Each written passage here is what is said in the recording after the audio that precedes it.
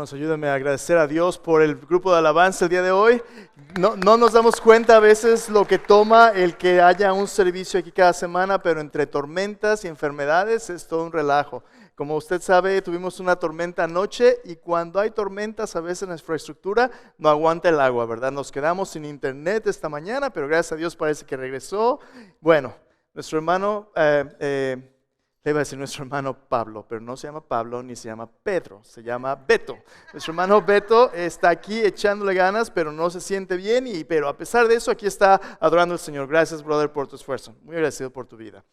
Si tienes tu Biblia, le invito a abrirla hoy en 1 de Pedro. 1 de Pedro capítulo 2, versículo del 1 al 11.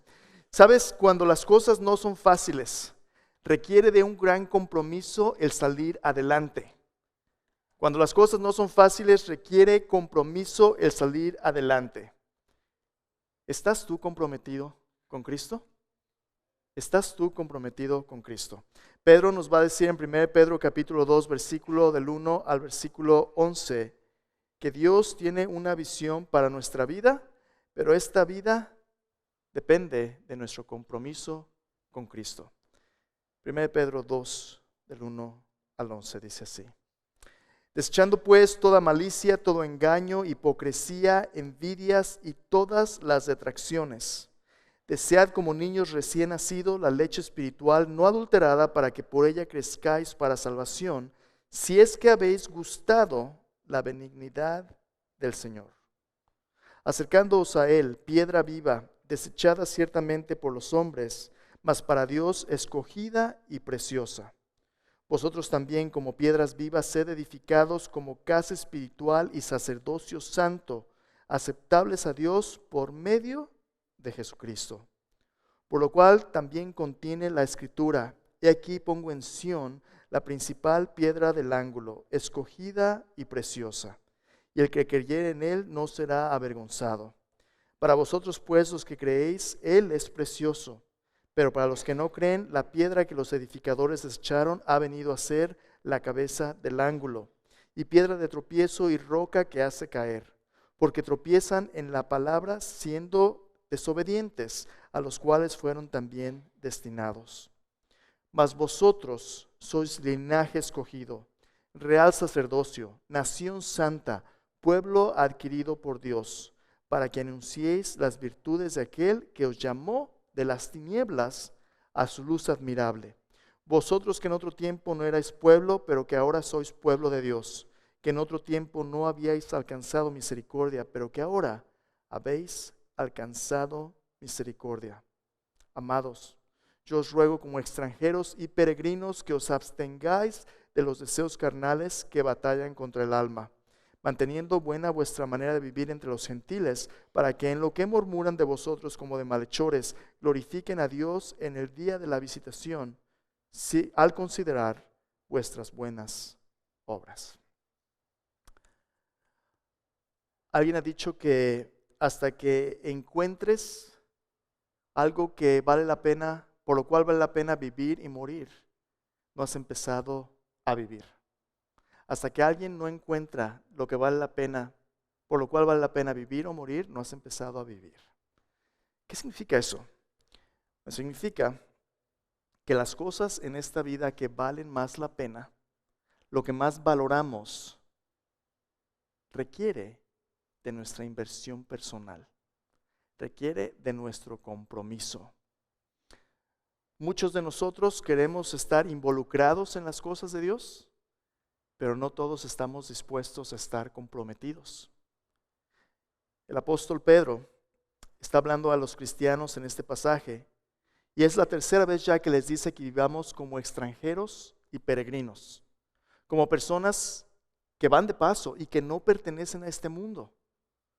Ya en el capítulo 1, Pedro nos ha dicho que Dios nos ha llamado a la salvación, que a pesar de que el mundo nos persiga, vale la pena porque Cristo y la seguridad de la vida eterna son dignas de nuestro mayor compromiso. ¿Recuerdan las parábolas? Cristo dice: el reino de los cielos es semejante a un tesoro que un hombre encontró en un campo. Va y vende todo lo que tiene, compra el campo por el tesoro. Es como una perla preciosa que un mercader que busca perlas encuentra. Y cuando la encuentra, vende todo lo que tiene por el supremo valor de esta perla incomparable. El reino de Dios es incomparable, no hay nada que se compare. Dios nos ha llamado a la salvación y Dios nos ha llamado a la santificación. La semana pasada el pastor Roberto compartió el pasaje donde Dios dice: sean santos como yo soy santo. Santidad significa que somos apartados para vivir la vida de Dios, para compartir el carácter mismo de Dios. Estamos no solamente asegurados de la salvación, sino también asegurados de que en esta vida Dios va a transformar nuestra vida a imagen de Cristo. Dios nos está santificando. Tiene que haber cambios. No solamente eso. Dios nos está santificando porque al bendecirnos, quiere bendecir a otros también. Y Dios nos va a enviar a su misión. Salvación y santificación son dos pasos esenciales para la misión. Y tú y yo estamos en este camino donde Dios nos dice: ¿sabes qué? Yo quiero que vayas en esta nueva dirección. Primero, salvación. Si tú no eres salvo, si no tienes la seguridad de tener la vida eterna, si no sabes lo que pasaría contigo si te murieras hoy, si te vas al cielo o al infierno, ¿qué pasa?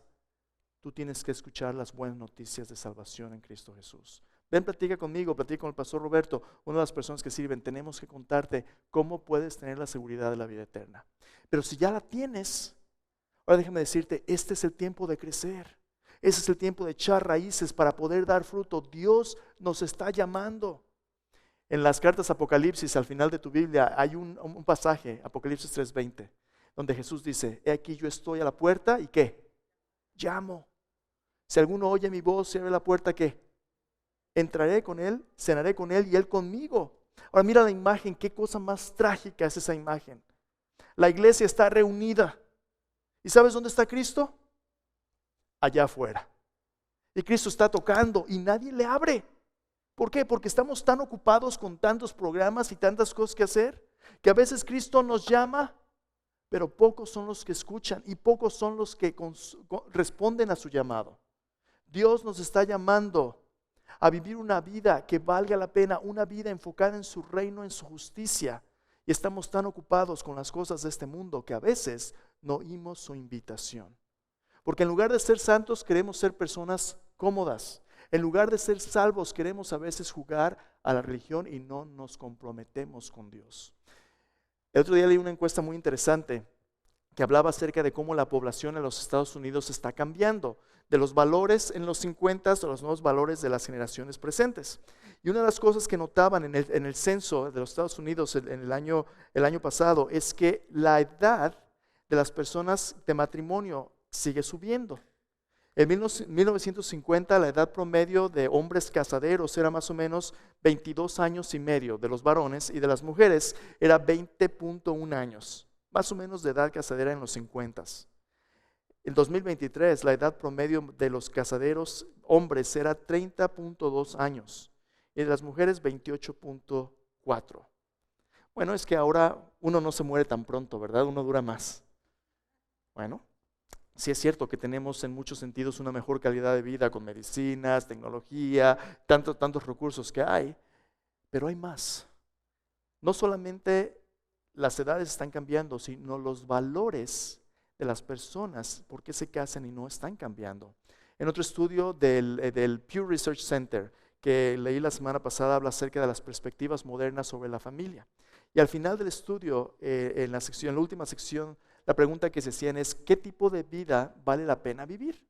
¿Cuál es la vida que vale la pena vivir? ¿Qué valora la gente para una buena calidad de vida? ¿Sabes cuáles son las dos cosas que son más importantes para que tengas una buena vida a la luz de esta opinión? Dos cosas. Primero, necesitas un buen trabajo. Un buen trabajo sobre todas las cosas. Y segundo, necesitas buenos amigos.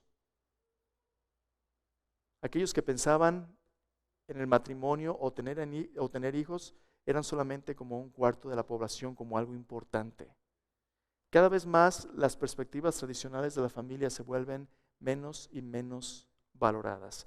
Cuando en esta encuesta le preguntaban a las personas: oye, ¿por qué no te quieres casar? Dicen: no, porque es que el matrimonio es un compromiso muy grande y no estoy listo para ello.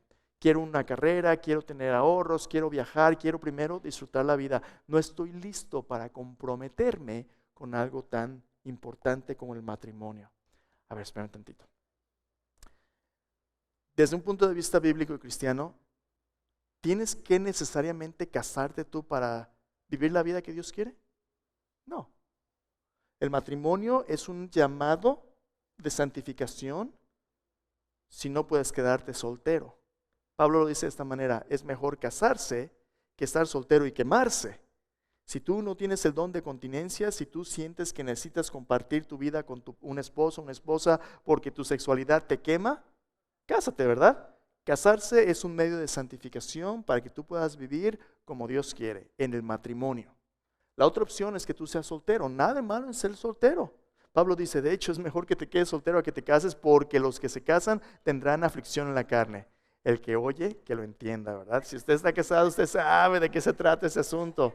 A la gente a veces dice, es que me voy a casar porque por fin voy a ser feliz. El matrimonio Dios no lo hizo para hacernos felices. Dios lo hizo para santificarnos. A veces la felicidad viene de una manera o de otra, pero la mayoría de las veces cuando uno muere a uno mismo, eso no se siente a gusto. Se siente como la muerte a veces. La santificación a veces es dolorosa. Pero el punto es este: estés casado o estés soltero, en la vida cristiana va a demandar de ti un compromiso total. Pero aquí viene el problema. En modernidad muchos de nosotros queremos los beneficios sin las responsabilidades. Queremos disfrutar de los deleites de pareja, del tener a alguien que cuando llegue a casa no esté solo, pero sin comprometernos. ¿Sabes cómo lo arreglamos ahora? Es que ¿sabes qué? Vamos calándole, ¿no? Vamos viviendo juntos a ver si pega. Pues yo no sé qué se te va a pegar, pero lo que no se te va a pegar es el estilo de vida de Dios, porque te estás tirando en el mismo pie. ¿Sabes qué estás haciendo? Estás poniéndote de pechito para fracasar. Cuando tú haces las cosas no a la manera de Dios, sino a tu manera, tú te estás predisponiendo al fracaso. Si casado y con compromiso las cosas son tan difíciles, ¿cuánto más cuando estás ahí nada más por conveniencia? No va a servir. El compromiso no es opcional, el compromiso es necesario en cualquier relación donde tu vida está de por medio. Lo mismo con Cristo. En este pasaje que acabamos de leer, Pedro nos dice varias cosas. Nos dice que si tú eres un seguidor de Cristo, Cristo es un parteaguas entre tu pasado y tu futuro. A veces un canto lo dice así, ¿no? He decidido seguir a Cristo. No vuelvo atrás. La vida vieja ya he dejado. No vuelvo atrás. Cuando Cristo te dice, ese es el camino, Él es el camino, y tú le sigues a Él, ya no hay vuelta atrás. Pero ahora es tiempo de crecer. Entonces el punto es este: con Cristo, muchos de nosotros lo tratamos no como un compromiso seguro, como un pacto, donde Él es nuestro Señor y Salvador, sino como un accesorio de nuestros muchos bienes en nuestra vida. No es que quiera casarme con Cristo porque tiene mucho compromiso. ¿Sabes qué quiero ser? Quiero coquetear con Cristo. Sí, es que Cristo es bueno, Cristo, es que me ayuda, me hace sentir bien. Yo voy a la iglesia porque quiero que me den mis 2, 3 pasos para la vida victoriosa, como si fuera psicología cristiana, ¿verdad? No, es que la Biblia no se trata simplemente de 2, 3 pasos al éxito. La Biblia se trata de una relación personal con Cristo donde todo lo que tienes y todo lo que eres lo rindes a sus pies para transformarte en lo que Él quiere que tú seas. Tú lo sigues sin pero alguno. Jesús dice tal cosa, no hay pero que valga. Tú lo sigues. Y eso requiere compromiso. Entonces mi pregunta para ti esta mañana es esta: ¿estás listo a dejar de coquetear con Cristo? Hay cristianos de fin de semana, no, voy a la iglesia. ¿Y el resto de la semana cómo somos? ¿Qué vemos? ¿Qué hacemos? ¿Cómo nos conducimos? ¿Cómo es nuestra familia? ¿Cómo tratamos a nuestros hermanos, hermanas, esposo, esposa, trabajadores? ¿Cómo es nuestra manera de hablar? Pedro dice, ¿sabes qué? No, tiene que haber un cambio. ¿Por qué? A lo mejor ahorita estás bien, pero tu fe va a ser probada por las pruebas. Y las pruebas ahí vienen. Las pruebas ahí vienen. Cuando tú y yo, como anoche, estamos en casa, bien arropaditos, la cobija en una cama cómoda, y vienen las tormentas. Qué gusto es dormir con una tormenta cuando estás en un lugar seguro, ¿verdad? Oyes la lluvia y despiertas otro ratito, Señor, y el trueno, pero tú estás a gusto y calientito. Así cualquiera pasa las tormentas. Pero ¿qué pasa cuando las tormentas vienen y tú no estás cómodo. Cuando estás a la intemperie, cuando estás en alta mar, cuando estás atrapado de repente y no hay nada que puedas hacer para asegurarte. Ahí es donde tus cimientos van a ser probados. Y Pedro está escribiendo a personas que están pasando preocupaciones y persecuciones. Cuando las pruebas vienen, ¿va a permanecer tu fe? Una persona que nomás está coqueteando con Cristo y agarrado de la Biblia del listoncito, su fe va a ser hecha pedazos. Pero si estás listo a comprometerte, entonces Pedro nos dice cuáles son los 3 pasos que debes tomar. No simplemente para que te vaya bien en la vida, sino para que tú descubras el propósito último de tu vida, aquello por lo cual vale la pena vivir y morir. ¿Cuál es esto? Acompáñenme de nuevo. Vamos a ver 3 cosas hoy. Vamos a ver que un compromiso total con Cristo demanda de sus seguidores 3 cosas. Primero, un llamado a la salvación. Segundo, un llamado a la santificación. Y tercero, un llamado a sumisión. Pero Pedro nos da 3 ilustraciones que hablan acerca de qué significa cada uno de esos 3 cambios de direcciones. El primero, el llamado a la salvación. Pedro nos da la ilustración de un bebé recién nacido que tiene un gusto por la leche de su madre, un hambre. Y Pedro nos dice, así como un bebé recién nacido, ustedes, si han nacido de nuevo por el Evangelio, van a tener que refinar sus gustos, van a tener que cambiar su dieta. Cuando estaban en el mundo comían puras cochinadas, se deleitaban en los pecados, se deleitaban en su carne. Ahora que están en Cristo, Dios tiene una nueva alimentación espiritual para ustedes. Tiene que haber un cambio en tu vida. Si eres salvo, Dios te va a decir cómo vas a nutrirte para vivir la vida como salvo. Después, Dios nos va a decir, vas a tener que reedificar tu vida con un nuevo fundamento. ¿Para qué? Para que redefinas tu identidad y sepan quién eres en Cristo. Vamos a ver esas 3 cosas hoy. Primero, si tú ya eres salvo, si tú quieres comprometerte en Cristo primero, vamos a ver lo que Pedro nos dice, cómo refinar nuestros gustos para alimentarnos de la provisión de Dios. Ve de nuevo ahí, 1 Pedro 2, versículo 1, dice, antes de que te alimentes de lo que Dios quiere, tienes que tomar una decisión. Aquí viene el cambio en una nueva dirección. Primero, continuamente, este es un participio, dice, desechando. Escúchame bien, Dios nos ha llamado a la esperanza. ¿Cuánto tiempo vas a tener que desechar las cosas malas? El resto de tu vida. El resto de tu vida, si vas a vivir como un extranjero y un peregrino, vas a tomar decisiones donde constantemente tienes que discernir, escoger lo bueno y desechar lo malo. Y Pedro nos dice, desechando continuamente. ¿Desechando qué cosas? Dice, toda malicia, todo engaño, hipocresía, envidia y todas las detracciones. Detracciones significa calumnias, todos los chismes. En tu nueva vida en Cristo, tú tienes que desechar todas estas cosas. ¿Qué es la malicia? Malicia es una predisposición al mal. Malicia es cuando tú ves a alguien y antes de que hables con la persona ya te cae gorda. A esa gente no la soporto. Piensas lo peor de otros. No das el beneficio de la duda. Tú eres el centro del universo. Tú piensas mal de otros, tienes una predisposición al mal y a juzgar a otros. Dice todo engaño, hipocresía, envidias. Hermanos, no hay espacio en el corazón de aquel que tiene a Cristo para que estos vivan permanentemente. En lugar de todo esto, que era lo que el mundo te daba, dice, desead como niños recién nacidos la leche espiritual no adulterada, para que por ella crezcáis para salvación. Primera ilustración de una persona que es verdaderamente salva. Una persona salva es como un niño recién nacido, ¿sabes? 2 Corintios 5:17 dice, de modo que si alguno está en Cristo, nueva criatura es. Las cosas viejas pasaron y aquí todas son hechas nuevas. Cuando tú naces de nuevo en Cristo, tú recibes un nuevo comienzo al arrepentirte de sus pecados, poner tu fe en la muerte, sepultura y resurrección de Cristo, su vida perfecta. Dios quita tus pecados, te da su justicia. ¿Y ahora qué? Ahora un bebé que acaba de nacer tiene que crecer. ¿Y cómo crece un bebé? Alimentándose. Un bebé Su madre, el cuerpo de su madre viene preparado para alimentarlo en el momento que nace. Una de las primeras cosas que hace un bebé es alimentarse. Y ¿sabes qué? El alimento no solamente es conéctalo a una vaca, no. El alimento para los seres humanos es también lo que nos permite establecer este contacto relacional entre madre y el bebé. Es impresionante, hermanos. Yo tengo 4 niños y los 4 en cuanto nacen lo acercaba a mi esposa les dio de comer y el niño está alerta, buscando los ojos de mamá, comiendo, el toque de la piel. El toque de la piel es algo íntimo y misterioso de cómo este pequeño bebé que todavía no sabe ni hablar ni puede ver bien, inmediatamente reconoce a aquel de quien su vida depende. ¿Y sabes qué? El bebé come.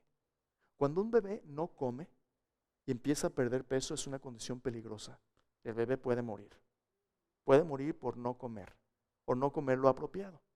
Si le dan agüita con miel, si le dan cualquier cosa que no es la leche de su madre lo apropiado, este bebé se puede morir. Es vital e indispensable que este bebé coma, porque de este alimento depende su vida y su crecimiento, su desarrollo. Y el bebé sabe que tiene que comer. Si usted es mamá o papá que estuvo ahí cerca, ¿verdad? ¿Cuántas veces come un bebé recién nacido?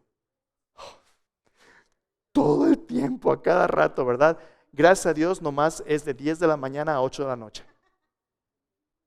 El chamaco se despierta en medio de la madrugada cada 2 horas porque quiere comer. ¿Y qué hace si no come? A llorar, ¿verdad? Y si le da cólico y que repite. ¡Ah! Todo el tiempo, a cada hora. Yo recuerdo a mi esposa, pobrecita, ¿verdad? Con 4, imagínense. Pero yo recuerdo a algunos de mis niños se les daba cólico y era difícil y tenía que arrullarlos dándoles de comer y mi esposa los arrullaba así. A veces acababa de darles de comer, por fin se dormían, mi esposa se sentaba y ¿sabe qué hacía? Todavía estaba la pobrecita. No, ya no tengo el niño. Pero el punto es este. Hay una intensidad y una necesidad tan grande porque la vida tiene que crecer y madurar, para eso Dios nos hizo. Pero hay un deseo constante y un anhelo constante de alimentarse. ¿Qué tiene que ver esto con mi vida espiritual? Todo. Déjame preguntarte, ¿cuándo fue la última vez que como un niño pequeño deseaste tener comunión con Dios, así como un bebé? ¿Te pasa tú algunas veces que estás leyendo tu Biblia y ya después vas a trabajar o algo y tienes 2, 3 horas trabajando y dices, híjole, tengo 2 horas sin leer mi Biblia. Necesito leer de ti, Señor. Híjole, ya pasaron 3 horas y no he orado. Señor, te necesito. ¿En serio? ¿Cuándo fue la última vez que te despertaste en medio de la madrugada diciendo, Señor, como el ciervo brama por las corrientes de las aguas, así clama por ti, oh Dios, el alma mía? Como en un desierto donde no hay agua y tú eres el agua viva, Señor, así mi alma te anhela. La mayoría de nosotros, ¿sabes cómo nos pasa? Nos pasa así. Ya trabajamos todo el día, ya nos echamos 2, 3 horas de tele, ya estuvimos en social media, y llega el final del día y estamos exhaustos. Y decimos, híjole, se me olvidó leer mi Biblia hoy. Pues mañana, ¿no? Que al cabo es que ahí va a estar mañana. No hay problema. ¿Sabes de qué nos hemos estado alimentando? De todo tipo de alimento chatarra, distracciones y entretenimiento. Pero no de la leche espiritual. Por cierto, ¿qué es la leche espiritual? Es la palabra de Dios. La palabra de Dios, mira, déjame mostrarte un ejemplo más. Ven conmigo a Hebreos capítulo 5. El autor de Hebreos habla acerca del mismo tema y habla acerca de lo que nos pasa cuando tú y yo no estamos poniéndole atención a la palabra de Dios. Hebreos capítulo 5, unas cuantas páginas antes. Hebreos 5, versículo 11 al versículo 6:3. Mira lo que dice, acerca de esto, Hebreos 5, 11. Acerca de esto tenemos mucho que decir y difícil de explicar por cuanto os habéis hecho tardos para oír. Porque debiendo ser ya maestros después de tanto tiempo, tenéis necesidad de que se os vuelva a enseñar cuáles son los primeros rudimentos de las palabras de Dios. Habéis llegado a ser tales que tenéis necesidad de leche y no de alimento sólido.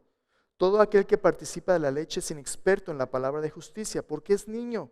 Pero el alimento sólido es para los que han alcanzado madurez, para los que por el uso tienen los sentidos ejercitados en el discernimiento del bien y del mal. Por tanto, dejando ya los primeros pasos, los rudimentos de la doctrina de Cristo, vamos adelante a la perfección, no echando otra vez el fundamento del arrepentimiento, de obras muertas, de la fe en Dios, de la doctrina de bautismos, de la imposición de manos, de la resurrección de los muertos, del juicio eterno. Y esto haremos si en verdad Dios lo permite. ¿De qué está hablando el autor de Hebreos? El autor de Hebreos describe su carta, así como Pedro, a personas que estaban sufriendo por su fe. Les dice: hermanos, cuando usted es un bebé espiritual que acaba de nacer en Cristo, la prioridad número uno es que usted empiece a alimentarse de la palabra de Dios. Y va a empezar usted a recibir doctrinas fundamentales de su nueva vida. La salvación es por gracia, por medio de la fe. Cristo le invita a comprometerse a través del bautismo público. Bautícese, hagas miembro de la congregación. El reino de Dios viene, la resurrección de los muertos. Todo esto es básico. No significa que no sea importante. Es increíblemente importante. Es prioridad número uno. Pero muchos de ahí no pasan. Muchos se contentan con nada más: yo voy a la iglesia, leo mi devocional, se acabó. Pero es el comienzo, no es el fin. Tú y yo tenemos que empezar con las bases. Y entonces, ¿sabes qué va a hacer Dios? Conforme el bebé crezca, así como un bebé crece, empieza a comer otro tipo de alimentos, alimento sólido. Ahora te conviertes no solamente en un creyente, sino en un discípulo. Va a haber dificultades, va a haber momentos donde lo que tú piensas y lo que Dios dice están en conflicto. Y va a ser difícil escoger lo que Dios quiere. Pero entonces, en lugar de nada más lechita, Dios te va a servir un bistec. Vas a saber cómo cortarlo y vas a tener que masticarlo bien, porque si se te atora, no la cuentas. Vas a tener que crecer. Pero aquí está la tragedia. En la iglesia tenemos muchos nuevos creyentes. Eso es bueno. Si eres un nuevo creyente, bienvenido a la familia de Dios, empieza a crecer. Pero tenemos personas que han estado 5, 10, 15, 20, 30 años y todavía actúan como si fueran bebés espirituales. Y peor que bebés, porque ni siquiera quieren comer su Biblia ya. Hay personas, ¿te imaginas qué tragedia sería un hombre de 45 años que le dijera: ay mami, yo quiero mi lechita? O que lo veas con su biberón y su pañal. ¡Ah! Algo anda drásticamente mal, ¿verdad? Por primero no quiero ni verlo, ¿verdad? Pero qué cosa más trágica. Que debería usted ya ser maestro. Y vez tras vez nomás se sienta para recibir. Los que empiezan recibiendo tienen ahora que darse a sí mismos para Cristo.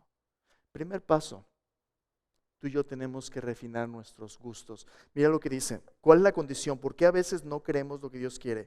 Pedro nos dice aquí, versículo 3: si es que habéis gustado la benignidad del Señor. Y ahí está la ilustración. Como un bebé recién nacido tiene el gusto por la leche de su madre, este gusto proviene de la palabra de Dios, solamente es de aquellos que han probado que Dios es bueno. ¿De dónde viene ese pasaje, hermanos? ¿Lo has visto en algún otro lugar? Salmos. ¿Salmos qué? Ahí está a pie de páginas, tienes una Biblia con referencia. Esas letritas de abajo te dicen de dónde lo tomó el autor. Chécalo. Salmo 34. Salmos capítulo 34. Yo te invito a que lo leas, versículo 8. Salmos 34, 8. Dice: prueba y ve que es bueno el Señor. Todo el Salmo 34 habla acerca de la presencia de Dios a aquellos que están padeciendo persecución. Y les dice: ¿sabes qué? Pasar persecución y sufrimiento por Dios vale la pena, porque cuando tú pruebas a Dios, cuando tú pruebas la vida de Dios, nada se compara con el sabor de Dios. Este mundo es como si le estuvieras mordiendo un pedazo de cartón. Los placeres más exquisitos de este mundo no se comparan con el deleite de Dios. Su palabra es mejor que el oro, es mejor que la miel que destina del panal. No hay nada tan dulce como la vida del Señor. Si tú has probado de Dios, lo más natural es que tú quieres su palabra y quieres estar con su familia, lo cual es preocupante. Es preocupante. Si tú piensas, cuando piensas en leer tu Biblia, es que tengo que leer la Biblia, déjame decirte, tú no tienes que. La vida cristiana es vivida por agradecimiento y por amor, no por obligación. Pero si tú no tienes hambre de Dios, si tú no valoras lo que Dios valora, es posiblemente tú no has probado quién es Dios. Posiblemente tienes religión, pero no tienes una relación personal con Dios. Pablo le dijo a los corintios: examínense si están en la fe. a menos que estén reprobados. Hay personas que van a la iglesia todas las semanas y no son salvas. Tienen su religión, pero tienes una relación personal con Dios. Lo primero que Pedro nos dice, prueba qué bueno es el Señor. Aliméntate de su palabra, no porque tienes que, sino porque puedes, porque eres su hijo. Entonces, primero, tienes que refinar tus gustos. Si tú estás hambriento de la palabra de Dios, esa es una buena señal de que eres salvo. ¿Y ahora qué? Versículo 4 dice, siguiente paso. Ahora Dios quiere que reconstruyamos o reedifiquemos nuestras vidas sobre Jesús a pesar del rechazo del mundo. Dice, acercándoos a Él, piedra viva, desechada ciertamente por los hombres, mas para Dios escogida y preciosa. Yo tenía 14 años cuando el Señor me rescató y era tanto gozo el poder leer la Biblia y asistir a la iglesia. Yo quería estar en la iglesia en cada evento que había. Y mi mamá pensaba, es que se está metiendo en una secta. Ya le lavaron el coco, me decía mamá, te están lavando el cerebro allí. ¿Quién te asegura que la Biblia es cierta? Y mientras mis amigos se iban de parranda y se iban de fiesta a tomar y a hacer lo que iban a hacer, yo quería ir a la iglesia. ¿Sabes cómo me castigaba mi mamá? Me decía, no vas a ir a la iglesia. ¿Te imaginas? Pues eso era mi castigo, no ir a la iglesia. Cuando tu fe no te cuesta nada, a veces tu fe no es valorada. Pero cuando tú tienes que escoger si esto vale la pena, tú tienes que tomar una decisión informado del verdadero valor de lo que vas a vivir. Y esos cristianos le estaba costando su vida y decían, a pesar de ello, ellos querían acercarse al Señor. ¿Sabes por qué? Porque ellos eran como piedras vivas. ¿Qué es eso de piedra viva? La ilustración que Pedro nos da es la ilustración de un edificio. La iglesia es como un edificio, no es un edificio, esos edificios son nada más locales. Pero la iglesia, el cuerpo de Cristo, otra ilustración, es como un edificio del cual Cristo es el cimiento y tú y yo dependemos en nuestra vida de Él y encajamos y encontramos nuestro propósito en Él. Dice, somos como piedras, donde si ves una piedra sola, pues dices tú, ¿y esto qué? Una sola piedra no tiene mucho sentido, pero cuando es parte del edificio, no solamente es un elemento decorativo, sino es funcional. Tú a lo mejor eres un vitral, ¿verdad? Una ventana de colores hermosa, por sí mismo, ¿de qué sirve? Pero un edificio tiene sentido a lo largo del todo y si así es tu vida. Nuestra vida tiene sentido cuando está edificada en Cristo, a pesar de las persecuciones. Versículo 6 dice, versículo 5 dice, sed edificados como casa espiritual y sacerdocio santo para ofrecer sacrificios espirituales aceptables a Dios por medio de Jesucristo. Nuestra vida tiene sentido con Cristo como cimiento, pero nuestro llamado es ahora servirle, dice, ofreciendo sacrificios espirituales agradables a Dios. Ahí en la casa donde vivíamos cuando estaba creciendo en México, cuando acepté a Cristo tenía unos 14 años, pero había un vecino de al lado que era sacerdote. Se había ido joven a Roma y regresaba cada año a ver a su familia. Y cada año me preguntaba, oye hijo, ¿ya estás listo a hacerte sacerdote? Y yo decía, híjole, no, a mí no me late ese asunto, no, muchas gracias. ¿Estás listo a hacerte sacerdote?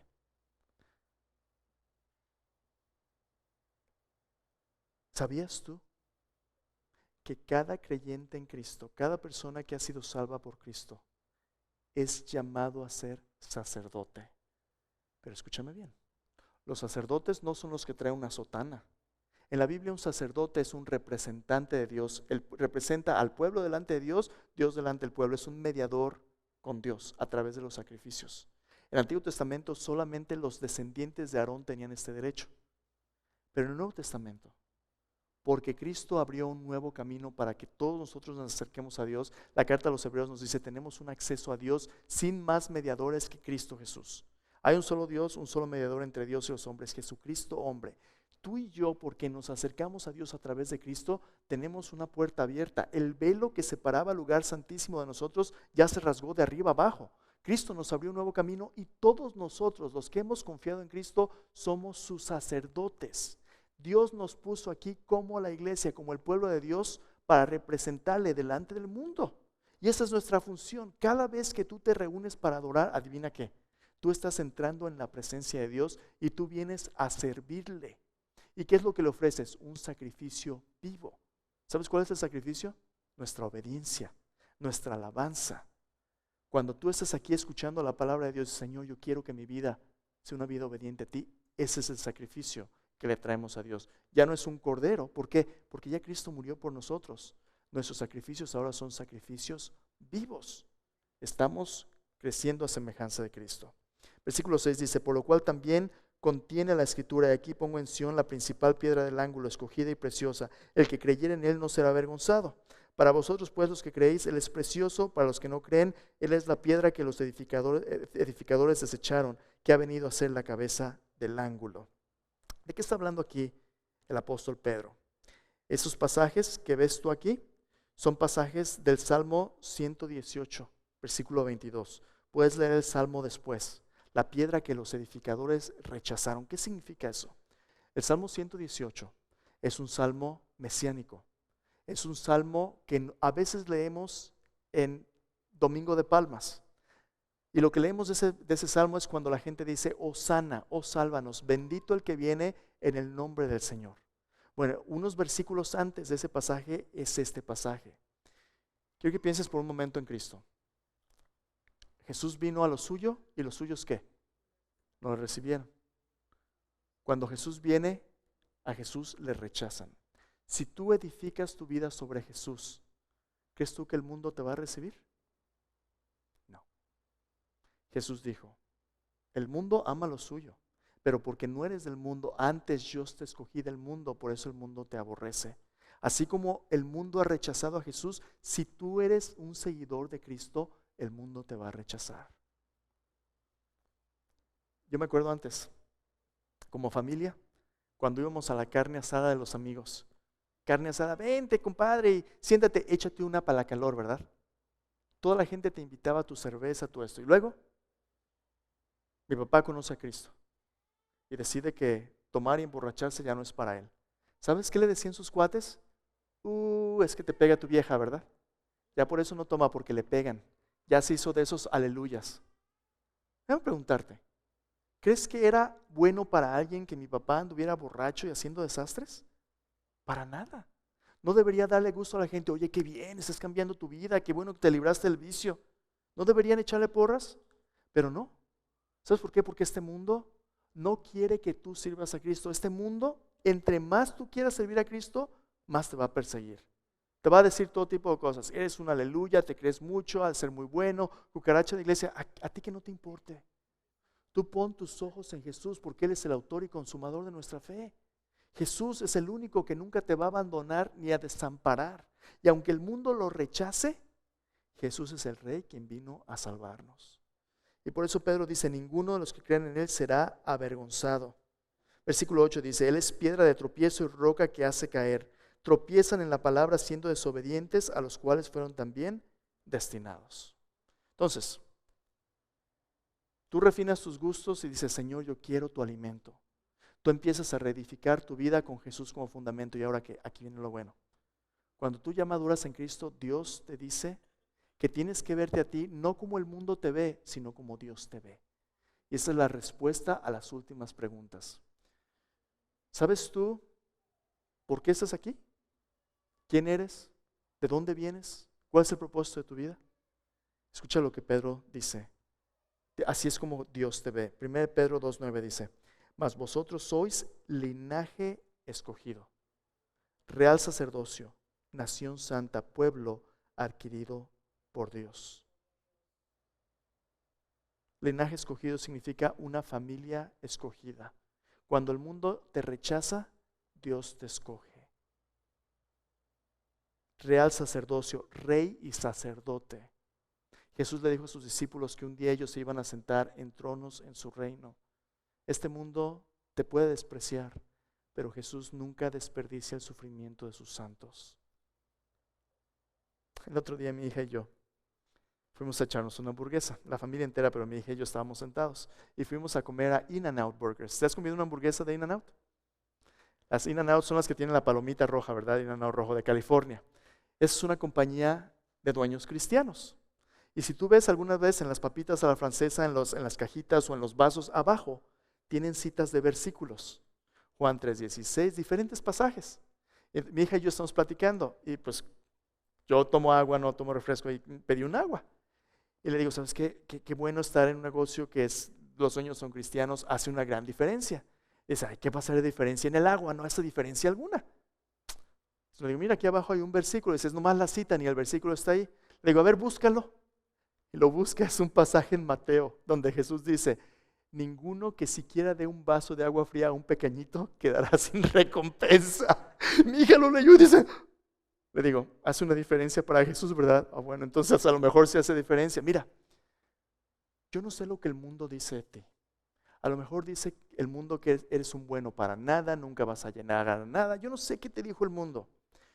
Pero cuando Dios te mira en Jesús, Él ve a un rey. Él ve a un representante suyo. Él ve a alguien que Él ha escogido. A un pueblo, una nación que es santa, apartado para representarle a Él. Esto, por cierto, es lo que Dios le dijo al pueblo de Israel en Éxodo, capítulo 18. Que si ellos eran obedientes a Dios, ellos serían su especial tesoro.